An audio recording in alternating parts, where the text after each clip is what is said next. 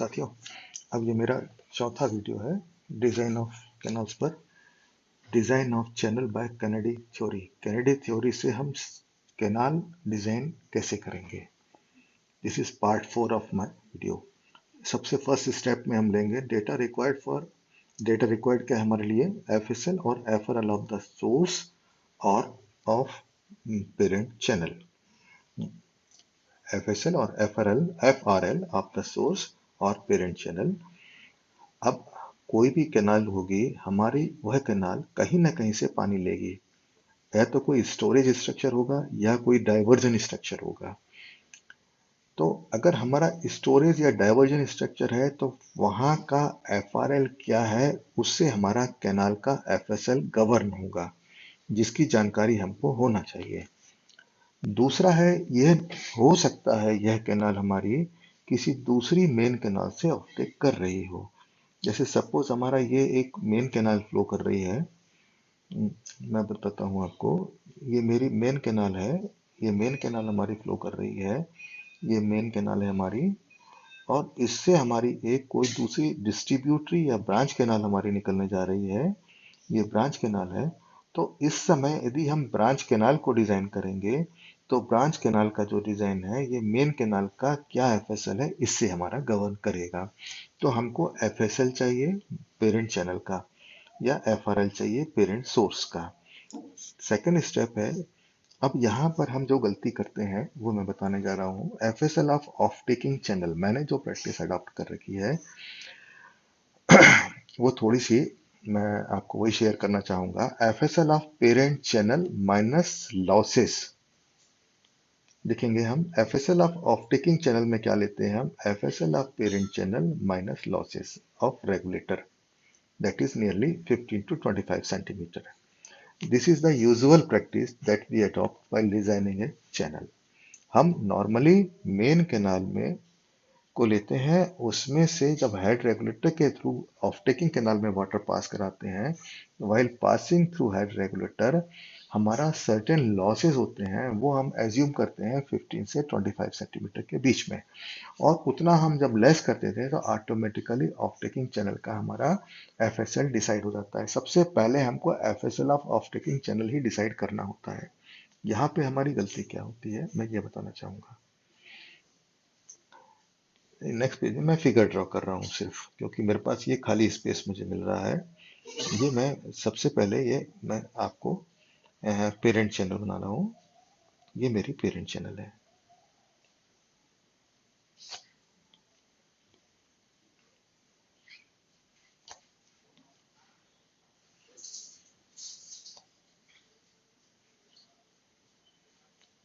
इसमें मेरा ये FSL of the parent channel है। एफएसएल से इट इज 100 मीटर्स, इसका आरएल मेरा 100 है। अब हम इसके बाद में हमारा एक सेक्शन डिजाइन होता है, ये हमारा ये डोला चला जाता है। सपोज ये सर्विस रोड है और ये हमारी, हम ग्राउंड लेवल पे आ गए। अब हम, ये हमारा ग्राउंड लेवल आ गया। सपोज आवर चैनल हमारे जो है ये हमारे सपोज हमारा फिलिंग में है। अब हमारे को एक दूसरी चैनल ऑफ टेक करनी है। अब इससे हमको इस राइट डायरेक्शन में मैं ऑफ टेकिंग चैनल के कलर थोड़ा सा हल्का सा चेंज कर दूंगा, जिससे कि आपको क्लियरिटी रहे। मैं ब्राउन कलर से कर रहा हूँ। ऑफ टेकिंग चैनल का हमको एफएसएल डिसाइड करना है। तो सबसे पहले तो हमारा ये हम इसमें रेगुलेटर बनाएंगे। एक हमारा रेगुलेटर बनता है ये इस तरह से, एक ये हमारा रेगुलेटर होता है, जो रेगुलेटर हमारा जाएगा जमीन के नीचे से, फाउंडेशन से हमारा शुरू होगा इसका, ये कंक्रीटिंग होती है इससे, इस तरह से। तो अब हमने ये हेड रेगुलेटर बना दिया, इसमें हमको ये बीच में हमारे गेट्स लगे होते हैं, और जो हमारा बेड है कुछ इस तरह से होता हुआ, ऐसा होता हुआ ये हमारा इस तरह से जाता है, ये हमारा फ्लोर होता है। मैं इसमें, आप यहाँ पे मत बारीकी में जाइए कि ये मैं रेगुलेटर गलत बना रहा हूँ सही बना रहा हूँ, ये सिर्फ आपको एक हल्का सा समझाने के लिए मैं करने जा रहा हूँ। ये हमने,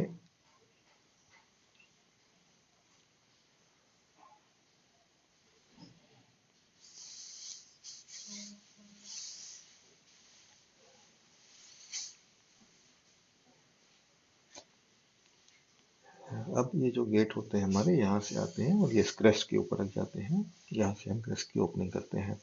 अब इस एफएसएल से जब हम पानी, हम इस एफएसएल पे आएंगे, एफएसएल से जब हम वाटर को फ्लो कराते हैं तो हमारा ये 100 अगर है तो इस रेगुलेटर से पास होने पर ये सर्टेन हेड लॉस होता है और ये हमारा FSL of the of taking channel हो जाता है। एफएसएल ऑफ टेकिंग, इसको अभी हमने बताया आपको कि ये हम 15 सेंटीमीटर का लॉस हम यहाँ पे लेते हैं, 15 सेंटीमीटर लॉस हम इसमें कंसिडर कर रहे हैं। करने के बाद यहाँ ऑफ टेकिंग चैनल का क्या हो जाएगा, 100 माइनस 0.15 बराबर 99.85। ये हमारा ऑफ टेकिंग चैनल का हेड हो गया। अब ये हमारा ऑफ टेकिंग चैनल का एफएसएल। अब ये हम एफएसएल इसका फाइंड आउट करते हैं। उसके बाद में जब हम ऑफ टेकिंग चैनल को डिजाइन करते हैं तो हमको एक सर्टेन डेप्थ मिलती है। मान लीजिए हमको डेप्थ मिली 2 मीटर की, तो एफएसएल से 2 मीटर नीचे हम ऑफ टेकिंग चैनल का बेड फाइनल कर देते हैं। This is bed of the of taking channel. यहाँ पे ये हमारा वाटर फ्लो कर रहा है, ये हमारा बेड है ऑफ टेकिंग चैनल का। अब आप देखिएगा, ये हमारा पेरेंट चैनल है,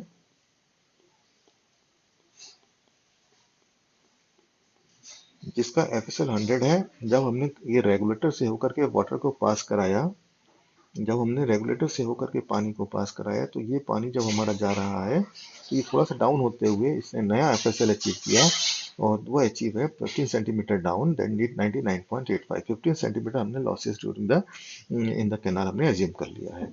अब हम इस बात पे जाएंगे कि होता क्या है, इन एक्चुअल प्रैक्टिस क्या होता है। ये जो हमारी पेरेंट चैनल है ये कभी भी फुल सप्लाई से नहीं चल पाती है। अब ऐसा क्यों होता है, क्योंकि कई बार होता है कि हमारी अपर रीजन में अपर स्ट्रीम में कुछ ज़्यादा इरिगेशन हो गया तो जो एक्चुअल डिस्चार्ज है वो हमारा यहाँ तक आते आते रिड्यूस हो गया। बहुत लंबी चैनल्स होती है, 100 किलोमीटर्स, 125 किलोमीटर्स इस तरह की। तो होता क्या है कि जैसे ही हमारा मान लीजिए एफएसएल 100 मीटर इसका है डिजाइंड हमारा डिस्चार्ज के लिए, एक्चुअल डिस्चार्ज हमारा यदि मान लीजिए कुछ कम हो रहा है तो मैं इसको दूसरे कलर से लूंगा और ये 100 से ना बहते हुए सपोज ये हमारा हमारा नया जो है ये कैनाल हमारी इससे फ्लो कर रही है, ये मान लीजिए 99.5 है, ये हमारा नया एफएसएल है। नया एफएसएल ऐसा है कि actual FSL as per site conditions. हमारे बार कई बार बैंक्स हमारे कमजोर हो जाते हैं, हमको रिपेयरिंग चलती रहती है, जो पेरेंट चैनल में पानी कम सप्लाई हो रहा है, अप स्ट्रीम में ज़्यादा पानी ले रहा है, रिजर्वायर का लेवल डाउन हो गया है, रिवर में पानी नहीं है, तो पेरेंट चैनल हमारी फुल सप्लाई लेवल से नहीं चल पा रही है, फुल डिस्चार्ज से नहीं चल पा रही है। इसका इफेक्ट क्या होगा हमारे, अगेन अब हमारा ये 99.5 है, हमारा ये 99 वाला 0.5 वाला while passing through the head regulator कुछ सर्टेन हेड लॉस करेगा 15 सेंटीमीटर का, और लॉस करने के बाद अगेन ये एक एफएसएल अचीव कर लेगा ऑफ टेकिंग चैनल में। तो this time FSL of the of taking channel will be 99.35। It is 15 centimetre down from FSL of the parent channel. तो अब आप देखिएगा कि अब हमको डेप्थ कितनी मिल रही है, तो in spite of 2 metres we are getting a depth of, now this time we are getting depth of 2 metre से 0.5 हमने कम कर दिया, 1.5 metre. Now our my off taking channel it is taking a discharge having the depth of water water depth of 1.5 metre instead of 2 metre. 2 metre हमारा actual design discharge था। जब 2 metre हमको water depth मिलती तब हमारा canal full design से flow कर सकता था of taking. But because of certain reasons ये 100% है कि बहुत ही कम केसेस है जब आपको एफएसएल पे पानी मेन कैनाल में या डिस्ट्रीब्यूट में ब्रांच कैनाल में मिलेगा जिससे कि हम ऑफ टेकिंग को निकाल रहे हैं। कई बार ऐसा होता है कि हमारा ये पानी कम होता है। अब आपका कहना ये होगा कि अगर हम ऑफ टेकिंग चैनल का एफएसएल डाउन रख ले रहे हैं जिससे हमारा बेड भी डाउनवर्ड हो जाएगा, तो हम चैनल ज़्यादा पानी होगी तो इसके लिए हमारा ये हेड रेगुलेटर जो डिज़ाइन होता है, ये हेड रेगुलेटर जो डिज़ाइन हुआ है हमारा, इसमें हमारा ये क्रेस्ट फॉर्मेशन होता है, यहाँ पे हमारे गेट्स लगे होते हैं, गेट्स को ऑपरेट करके हम किसके डिस्चार्ज को कंट्रोल कर लेते हैं। तो ये प्रॉब्लम होता है हमको कि अगर मेन कैनाल का एफएसएल हमारा लोअर लेवल पे मिल रहा है, मेन कैनाल या पेरेंट चैनल फुल सप्लाई पर नहीं चल रही है, तो ऑफ टेकिंग चैनल की डिस्चार्ज पूरा नहीं हो पाता है। तो इसलिए मैंने जो प्रैक्टिस अडॉप्ट की है, मैं नॉर्मली जो पेरेंट चैनल है उसको ये एज्यूम करता हूँ कि it is flowing through 66% discharge और 2/3 ऑफ द डिस्चार्ज। हम ये मान लेते हैं कि जो हमारा पेरेंट चैनल है वो 2/3 डिस्चार्ज से चल रहा है। अब टू थर्ड डिस्चार्ज के लिए इसकी मान लीजिए थोड़ी देर के लिए कहते हैं टू थर्ड डिस्चार्ज से चल रहा है, मतलब ये ऊपर वाला जो एफएसएल है इसका डिजाइन एफएसएल को मैं गायब कर दे रहा हूँ। ये चल रहा है, ये चला गया, ये चला गया। तो जब हमारा टू थर्ड डिस्चार्ज से हमारा ये पेरेंट चैनल चल रहा है, this time it is flowing with discharge of 66% of the design discharge, है ना, टू थर्ड डिस्चार्ज। इस डिस्चार्ज टू थर्ड डिस्चार्ज के लिए हमारा ये एफएसएल डेवलप होता है, एफएसएल फॉर टू थर्ड। अब हम इस एफएसएल में से 15 सेंटीमीटर लेस करके अगर हम यहाँ का एफएसएल डिसाइड करेंगे तो हमारा एफएसएल जो अब आएगा 99.35 आएगा। हमारी वाटर डेप्थ हम देख रहे थे कि ये हमारी वाटर डेप्थ कितनी थी, इसमें 2 मीटर की थी। अब हम 2 मीटर यहां से लेंगे, ये हमने लिया 2 मीटर और ये हमने नया बेड डिसाइड कर दिया। अगर हमने इस तरह से डिजाइन किया होता, ऊपर वाली लाइन को नहीं रखा होता, तो हमारा क्या होता, ये हमारा, अब हमारी चैनल हमेशा फुल कैपेसिटी से चलेगी। हम इसको हम अपने हिसाब से रेगुलेट कर सकते हैं, हम चाहेंगे तो नहीं करेंगे। अब यहाँ पे ये भी प्रश्न उठता है कि सर अगर मेन कैनल में पानी कम है तो सभी लोगों को उतने हिसाब से कम पानी लेना चाहिए, तो ये हमारा प्रश्न, ऐसा हम कह सकते हैं।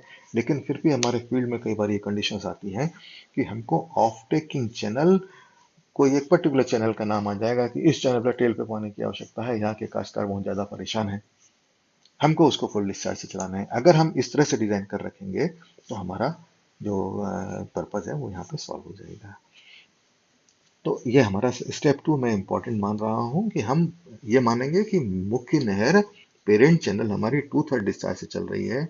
उसके बाद हम उसका एफएसएल फाइंड आउट करेंगे, उसमें 15 centimetre 20 centimetre whatever losses you want to assume, you assume it, or you can calculate even the losses of the head regulator, and then you can decide the FSL of the off-taking channel. And now you deduct the water depth designed of the off-taking channel and near the head or at the head, deduct and subtract FSL. You take FSL minus depth of water, that will give you the bed level of the off-taking channel at the head of the canal. तो ये 2 point हमारे पूरे हो गए। अब मैं next step पे जाऊंगा। सबसे पहला स्टेप होता है bed slope. Bed slope assume करा जाता है, हमारा ये एस्टिमेट एसेस किया जाता है, इसको एज्यूम करते हैं हम। इसके लिए एक सर्टेन क्राइटेरिया है, ये मैंने संभवतः कोड से लिया हुआ है, कोड में ये फॉर्मूला दिया हुआ है, S equal to 0.00036 upon Q to the power 0.1450। इस फार्मूले से आप स्लोप को फाइंड आउट कर सकते हैं। अब इस फार्मूले से स्लोप फाइंड आउट करने के बाद में आपको चूंकि डिस्चार्ज मालूम है कि इसके डिस्चार्ज के लिए कैनाल डिजाइन करना है, हम इस बात को देख लेंगे कि मेन कैनाल और ब्रांचेस का जो स्लोप है they ranges from 7.5 centimetre to 15। Main canal branches को हम 7.5 से 15 सेंटीमीटर के स्लोप पे रखते हैं और ब्रांचेस और डिस्ट्रीब्यूटर्स में हम 12 से 25 सेंटीमीटर पर किलोमीटर का स्लोप प्रोवाइड करते हैं। हम देख लें कि इससे जो फॉर्मूले से जो हमारी वैल्यू आ रही है ये इस कंडीशन को फुलफिल कर रही है कि नहीं, अदरवाइज आप इसको अपने हिसाब से सेट कर लीजिए, थोड़ा बहुत कम ज्यादा आप कर सकते हैं। But at the same time आपको ये भी देना पड़ेगा कि जहां पर आपकी कैनाल अलाइन हो रही है वहां पर ग्राउंड लेवल्स किस तरह से वेरी कर रहे हैं, नेचुरल ग्राउंड स्लोप क्या है। दोनों चीज मैटर करने के बाद में हम उसको स्लोप को फाइनल करते हैं। अब एक बार हमारे पास स्लोप फाइनल हो गया, स्लोप हो गया हमारे पास और डिस्चार्ज हो गया, अब हमको डेप्थ एज्यूम करना है स्टेप 3 में। स्टेप 3 में we have to assume the depth. Depth assume करने के लिए मैंने ये टेबल बना रखी है, एक सर्टेन आपको एक गाइडेंस है, क्राइटेरिया आपको कुछ अडॉप्ट करना पड़ेगा कि आप क्या लें, 5 मीटर ले, 6 मीटर ले, 7 मीटर ले, 8 मीटर ले, क्या लें। तो हमारी जो प्रेजेंट जो कैनाल्स बनी है उनके एक्सपीरियंस के बेसिस पे ये हमारी है कि ये डिस्चार्ज है, अगर क्यू डिस्चार्ज है 15 क्यूमेक का डिस्चार्ज है तो डेप्थ 1.7 के आसपास लीजिए, 30 क्यूमेक का डिस्चार्ज है तो 1.85, 75 क्यूमेक का डिस्चार्ज है तो 2.30, 150 क्यूमेक का डिस्चार्ज है तो 2 मीटर्स और 300 क्यूमेक का डिस्चार्ज है तो 3 मीटर की हमको वाटर डेप्थ लेनी है। This is depth of water in metre. या 15 क्यूमेक से कम का हमारा डिस्चार्ज है, अगर ये हमारा है 15 ये फिगर जो है मेरा ये 1515 क्यूमेक, कुछ राइटिंग मिस्टेक दिखाई दे रही है। तो यदि हमारा 15 क्यूमेक से कम है तो हमको ये फार्मूले का इस्तेमाल हम कर सकते हैं for calculating that, for assuming the depth of the water. इस यहां से आने के बाद हम डी को हम एज्यूम कर लेंगे। डी को जैसे ही हम एज्यूम करेंगे, सपोज इसने आपने 2.1 किया, एम की वैल्यू जो फैक्टर है इसके मैं कैसे लेते हैं ये पार्ट 3 में मैं आपको बता चुका हूँ। सपोज ये हमने 1 ले लिया। Now you calculate the value of V nought. V nought is equal to 0.55 into 1 into 2.1 to the power 0.64। इससे हम इसकी वेलोसिटी वी नॉट निकाल देते हैं। अब अगेन मैं बताऊंगा वी नॉट क्या है। यहाँ पे क्रिटिकल वेलोसिटी है जो कि non silting non scoring condition को सेटिस्फाई करती है। तो कैनेडी के अनुसार डिपेंडिंग ऑन द डेप्थ हमको एक क्रिटिकल वेलोसिटी इसमें फिक्स कर दी है। इसके साथ ही उन्होंने एक फैक्टर बाद में एम भी इंट्रोड्यूस किया था। जो क्रिटिकल वेलोसिटी रेशियो है ये सॉइल पर डिपेंड करता है। तो लेसी ने जो प्रॉब्लम रेज किया था कि कैनेडी की जो क्रिटिकल वेलोसिटी है that is based on depth only, ऐसा नहीं हो सकता। इसमें अदर फैक्टर्स सिल्ट और टाइप ऑफ कैनाल इस पर भी हमारा क्रिटिकल वेलोसिटी डिपेंड करेगी। तो ये फैक्टर कैनेडी ने भी बाद में इंट्रोड्यूस कर दिया था, that is the factor M. M को कैसे लेना है मैं आपको पहले बता चुका हूँ पिछले वीडियो में। अब हम यहाँ से आ जाएंगे नेक्स्ट स्टेप है स्टेप 5। इसमें हम लेंगे इसमें हम लेंगे आपका स्टेप 5 है हमारा use continuity equation. Continuity equation क्या है? Q इक्वल टू ए, मतलब discharge at any cross section remains constant. A क्या है इसमें आपका? Area of cross section. V है एवरेज मीन वेलोसिटी। तो इस फॉर्मूले से हम देख रहे हैं कि हमको एरिया क्रॉस सेक्शन एरिया हमारे कैनल का क्या रिक्वायर्ड है ये हम फाइंड आउट कर सकते हैं। क्योंकि यहाँ पे हमारे पास जो Q है ये नोन है। V हम ले लेंगे V नॉट जो हमने प्रीवियस स्टेप में कैलकुलेट करी। तो इस क्रिटिकल वेलोसिटी के लिए हम और नॉन डिस्चार्ज के लिए क्या एरिया ऑफ क्रॉस सेक्शन हमको रिक्वायर्ड होगा वो हमको इस फॉर्मूले से मिल जाएगा। यहाँ से हम ले लेंगे। अगेन हम आगे बढ़ेंगे इसमें। अब हमको क्या क्या चीजें मिल गई हमारे पास? एरिया ऑफ क्रॉस सेक्शन हमारे पास मिल गया। अब हमारा नेक्स्ट स्टेप है हमको कैलकुलेट करना है कि अब ये जो एरिया ऑफ क्रॉस सेक्शन है इसमें हम विड्थ कितनी रखें। क्यों? क्योंकि हमारे पास डेप्थ तो हमारे पास है।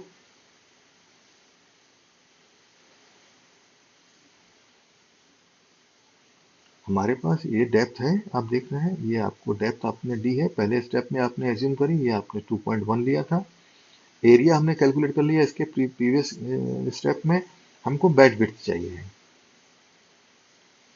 और यहाँ बताऊं side slope for the design purpose we always take it as the 1/2:1। यहाँ पे एरिया का फॉर्मूला आप लगा सकते हैं। यदि हम इसको इस तरह से बना देते हैं, हम इसके डायमेंशनिंग के लिए दूसरा कलर इस्तेमाल करते हैं तो ये हो जाएगा हमारा d/2। इधर वाला पार्ट b हो जाएगा, ये हो जाएगा d/2। ये लेंथ हमारी d/2 है, ये लेंथ हमारी b है, अगेन ये लेंथ हमारी d/2 है। इस तरह से हमने ये इसको कर दिया। तो अब इसका एरिया क्या हो जाएगा हमारा? a is equal to b plus d upon 2 into D, है ना। ये होगा आपका 2b plus T upon D into D. ये एरिया आपको मालूम है। यहाँ पे आपको डेप्थ db आपको मालूम है। आप b को यहाँ से कैलकुलेट कर लेंगे, b को हम वर्कआउट कर लेंगे। तो आपके पास ये b वर्कआउट हो गया। अब आपके पास पूरा सेक्शन आ गया, b आ गया आपके पास, d आ गया आपके पास, साइड स्लोप हमारे पास है 1/2 के। अब हम देखेंगे कि जब हम ये चैनल सेक्शन लेते हैं और उस डिस्चार्ज को इस चैनल से पास कराएंगे तो मैनिंग्स या कटर्स फॉर्मूले से वहां पर क्या मीन वेलोसिटी डेवलप होगी। अगर हम बिल्कुल एग्जैक्टली लेते हुए चलते जा रहे हैं बैक कैलकुलेशन से कि वी नॉट हमारा हमारा जो एग्जैक्ट हमने अप्लाई किया फिर बी जो आ रहा है हमें उसी को हमने रख दिया, तो अब जो हम वी कैलकुलेट करेंगे ऑटोमेटिकली वी नॉट के बराबर आ जाएगा। बट चूंकि हम डिजाइन करते हैं, अब बी की वैल्यू कैलकुलेट करने पे हमारी आती है 22.17। तो हम 17 फील्ड पे कंस्ट्रक्शन में it is very difficult to provide such bandwidth. तो in that case we normally हम एज्यूम करते हैं कि हम 22 मीटर की बैंडविड्थ एज्यूम कर ले रहे हैं, क्योंकि जिससे कि हमारा प्रैक्टिकल डिफिकल्टी भी ना हो at the time of construction. तो इसलिए अब हम जब यहाँ पे जाते हैं तो हमको फाइनली एरिया पेरीमीटर निकालने में थोड़ा सा चेंजेस हमारे आ जाते हैं। तो अगेन अब हम यहाँ पे सेक्शन लेंगे। सेक्शन लेने के बाद में एक्चुअल एरिया निकालेंगे। जो सेक्शन में डिजाइन किया उसका एक्चुअल ए निकालिए। आप पी बराबर पेरीमीटर निकालिए and then you apply either Manning's formula और Kutter's formula. Better you apply Kutter's formula, but यहाँ पर मैं मैनिंग्स फार्मूला बताऊंगा क्योंकि कैलकुलेशन थोड़ा सा उसका शॉर्ट रहता है। 1/n r⁻²/3 s⁻1/2। सेक्शन है हमारे पास, तो सेक्शन की प्रॉपर्टी होती है r, hydraulic mean depth, A/P, r आप जानते हैं इज इक्वल टू A/P होता है। A होता है area of cross section of canal, P is the perimeter. Perimeter मैं आपको बता दूं, पेरीमीटर ये लेंथ होगी आपकी, ये प्लस ये यहां से लेकर के ये जो पूरी लेंथ है ये हमारी पेरीमीटर होगी। हम इसको कैलकुलेट करें, आर ले लें, A/P। एस हमने सबसे पहले स्टेप में प्रूव किया था। एन की पहली मैनिंग्स रफनेस कोफिशिएंट को भी हमको फाइंड करने के लिए सर्टेन टेबल्स हैं, हम वी कैलकुलेट कर लें। अब देखें वी और वी नॉट में क्या फर्क है, इन दोनों को कंपेयर क्या है। यदि ये दोनों लगभग सेम आ जाते हैं तो हमारा डिजाइन इज ओके। अगर ये सेम हमारे नहीं आते हैं तो हमको, if the velocity worked out in step 4 v naught agrees with that obtained in step 7, the assumed depth is correct, otherwise wrong, repeat the calculation with changed value of v till the two velocities are almost same। हमको ये repeated trials करना है और दोनों velocities को same करना है। यहाँ पे मैं रेफरेंस बुक्स डाल रहा हूँ, fundamentals of irrigation engineering by Bharat Singh, theory and design of irrigation structures volume 1 and 2 by RS Varshney. ये हर आदमी के पास ये बुक होनी चाहिए, बहुत अच्छी बुक है हाइड्रोलिक इरिगेशन के लिए। इरिगेशन इंजीनियरिंग और hydraulic structures by SK Garg. Next page में मैं ये एक सेक्शन ले रहा हूँ। जब हम सेक्शन डिजाइन करते हैं तो इसके लिए सेक्शनल प्रॉपर्टीज हमको के फार्मूले मैंने छोटे से डेराइव करे हैं, जस्ट आपकी हेल्प के लिए है। आप इसकी करेक्टनेस को भी चेक कर लीजिए और यदि गलती हो तो मुझे इन्फॉर्म कर दीजिएगा, मैं आपको मैं भी अपने इसमें करेक्ट कर लूँगा। ये मैंने एक अपना जो है एक सेक्शन है, इसमें बेड विड्थ बी है, 1/2 का साइड स्लोप है, डी हमारी ये वाटर डेप्थ है और ये बी d/2 ये हमारा हो जाता है 1/2 का साइड स्लोप है। ये एरिया का मैंने फार्मूला लगाया है, हिंदी में मैं दिखाऊं तो एरिया ऑफ ट्रेपेजॉइड होता है 1/2 समानांतर भुजाओं का योग गुणित गहराई, in English half of the sum of parallel sides. ये दो साइड्स पैरेलल्स हैं, इनके दोनों का सम लेंगे, इसके अंदर इसका हाफ करेंगे हम, हाफ करके इसको डेप्थ से multiple, that will give the area. So area बराबर 2BD। क्योंकि हमको एरिया पहले मालूम हो जाता है, डेप्थ हमारा एज्यूम रहता है, हमको बी कैलकुलेट करना पड़ता है, तो बी के लिए मैंने फार्मूला निकाल दिया है। ये फार्मूला आपका बी के लिए आ गया, half of 2AD upon minus D या A/D माइनस D/2। क्योंकि यहाँ पे हमारे पास ए ऊपर वाले स्टेप्स मालूम है, डी हमारे ऊपर वाले स्टेप्स में। ये मैं आपको इसलिए यहाँ पे डिराइव करके दे रहा हूँ क्योंकि ये जो कैलकुलेशंस हैं हम आज के तारीख में हम एक्सेल पे करते हैं और एक्सेल पे ये फार्मूला फीड करते हैं। आप इसकी करेक्टनेस आप चेक कर लीजिएगा, हो सकता है जल्दी में मुझसे कुछ गलती हो गई। Now I have to take the perimeter. अब पेरीमीटर के लिए हम क्या करते हैं, पेरीमीटर है जो ये हमारा,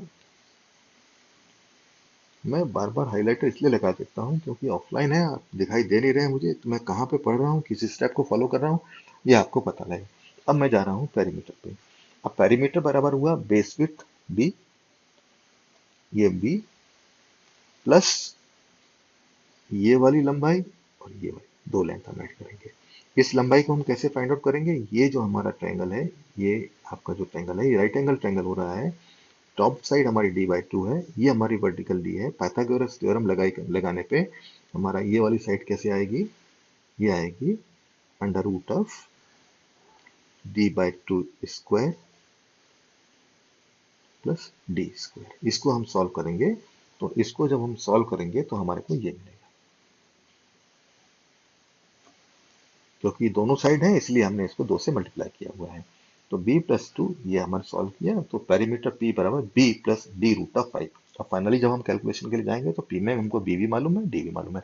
एक्सेल की टेबल में ये कॉलम में हम p को फिट कर देंगे इस फार्मूले को, यहाँ से हम r निकाल लेंगे। r निकालने के बाद हम जाएंगे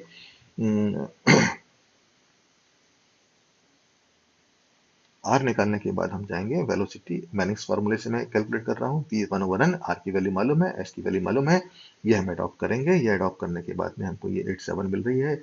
एक पर्टिकुलर एग्जांपल में V/V0 हमें इस तरह से हम कंपेयर करेंगे 1.069 इसको हम ओके कर सकते हैं क्योंकि it is equal to 1.1 nearly, या हम इसको रीडिजाइन भी कर सकते हैं। ये छोटी सी एक टेबल मैंने बना रखी है, जिससे हम एक्सेल में फॉर्मूला फीड करने के लिए क्या हम फॉलो करें, ये आपको अपने स्तर से डिसाइड करना है। नंबर ऑफ कॉलम्स आप बढ़ा भी सकते हैं, बट चूंकि बड़ी लंबी चैनल्स होती हैं 100-100 किलोमीटर की, तो लगभग 100 सेक्शंस हमको डिजाइन करने होते हैं। तो उसके लिए हम चैनल में फॉर्मूला एक अपना छोटा सा प्रोग्राम बना के रख देंगे, तो हम बहुत आसानी से इस चैनल को डिजाइन कर लेंगे।